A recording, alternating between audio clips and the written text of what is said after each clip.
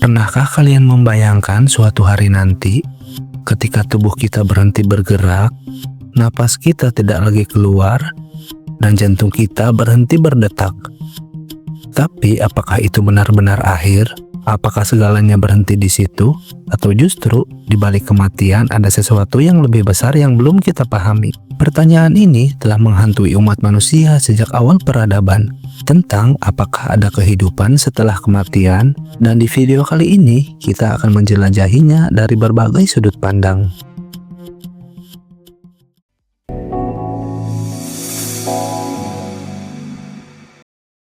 Dalam pandangan ilmiah, kehidupan setelah kematian adalah topik yang sangat kompleks dan jujur saja sangat kontroversial. Kebanyakan ilmuwan berpendapat bahwa kesadaran adalah hasil dari aktivitas otak. Jadi, ketika otak kita mati, kesadaran pun akan ikut padam. Tapi ada satu hal yang menarik. Banyak studi tentang pengalaman mendekati kematian menunjukkan bahwa beberapa orang melaporkan melihat cahaya terang, merasa melayang, bahkan bicara dengan entitas misterius, padahal secara medis mereka telah dinyatakan mati. Pengalaman mendekati kematian adalah fenomena di mana seseorang mengalami sensasi, kejadian luar biasa saat berada sangat dekat dengan kematian.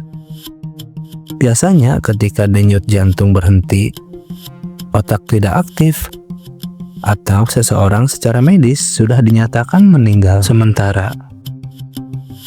Salah satu studi terbesar dilakukan oleh Dr. Samparina dari New York. Dia mengamati lebih dari 2.000 pasien yang mengalami serangan jantung. Dari situ, sekitar 10% melaporkan pengalaman aneh yang tidak bisa dijelaskan secara medis. Tapi, apakah ini bukti bahwa kesadaran bisa hidup setelah tubuh meninggal? Atau hanya ilusi otak yang sekarat? Para neurolog masih memperdebatkannya. Beberapa mengatakan itu adalah efek dari kekurangan oksigen.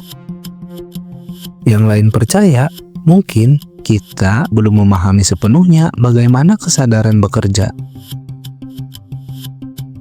Sejak ribuan tahun yang lalu, para filsuf telah mencoba menjawab pertanyaan ini. Seperti Plato, ia percaya bahwa jiwa itu akan tetap abadi. Menurutnya, tubuh adalah wadah sementara, dan ketika mati, jiwa kita akan kembali ke alam yang lebih tinggi. René Descartes juga memisahkan antara tubuh dan pikiran. Baginya, pikiran atau roh bisa saja tetap ada meski tubuh kita hancur. René Descartes, ia terkenal karena pemikirannya yang sangat berpengaruh dalam bidang filsafat dan ilmu pengetahuan, terutama karena pendekatannya yang sangat rasional dan logis terhadap pernyataan-pernyataan besar tentang kehidupan dan eksistensi. Namun di sisi lain, filsuf materialis seperti Epicurus berargumen bahwa setelah kematian tidak akan ada apa-apa. Kita kembali menjadi seperti sebelum kita lahir, seperti kekosongan, tanpa rasa dan tanpa kesadaran. Dan itu bukan hal yang harus ditakuti karena kita bahkan tidak menyadarinya. Sekarang kita masuk ke salah satu sudut pandang yang paling banyak diyakini, yaitu agama.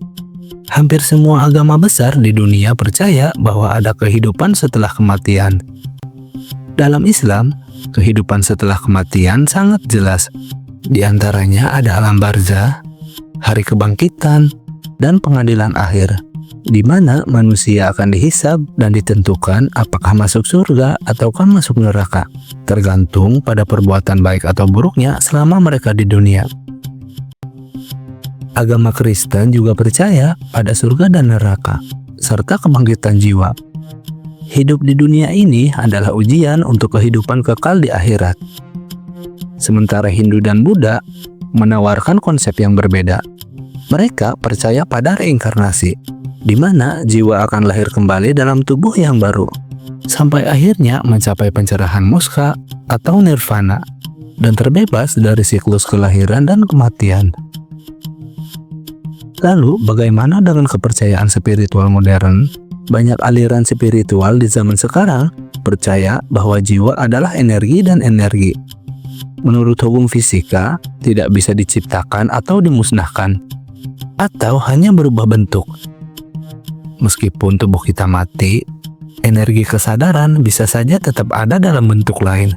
Artinya, meskipun tubuh kita mati, jiwa kita akan bertransformasi ke bentuk lain, entah itu dimensi lain, kehidupan lain, atau menyatu kembali dengan alam semesta. Namun ada banyak kisah yang membuat kita merinding.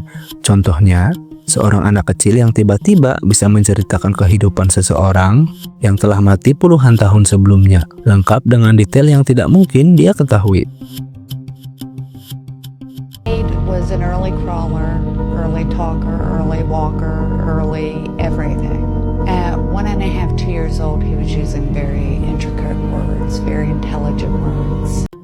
Atau seseorang yang mati suri selama 10 menit lalu menceritakan dengan sangat rinci apa yang terjadi di ruang operasi. Bahkan ia tahu apa yang dilakukan dokter dan perawat. Apakah ini bukti bahwa adanya kehidupan setelah kematian, atau hanya kebetulan yang luar biasa? Saya selalu membantah itu halusinasi. Itu dokter udah, ya udah ambil pacu. Hitungan melebur itu bang, melebur apa? Bayangannya udah hilang, udah nggak ada keramaian. Itu tiba-tiba udah nggak ada di situ. Dari sisi psikologi, keyakinan terhadap kehidupan setelah kematian bisa memberi rasa aman. Ketika kita tahu bahwa kematian itu bukan akhir, kita jadi lebih tenang menghadapi hidup. Itulah sebenarnya banyak orang yang merasa nyaman mempercayainya, terlepas dari benar atau tidaknya.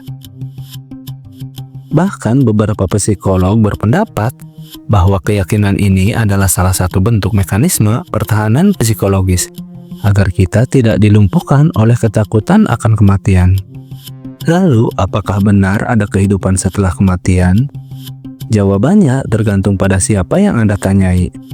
Ilmuwan, filsuf, pemuka agama, atau bahkan orang biasa dengan kisah luar biasa. Semuanya memiliki pandangannya masing-masing.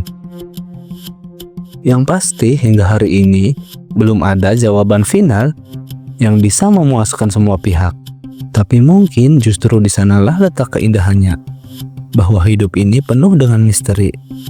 Dan misteri itulah yang mendorong kita untuk terus mencari, bertanya, dan memahami siapa kita sebenarnya. Jadi, apakah kamu percaya ada kehidupan setelah kematian? Atau kamu percaya bahwa kematian adalah akhir dari segalanya?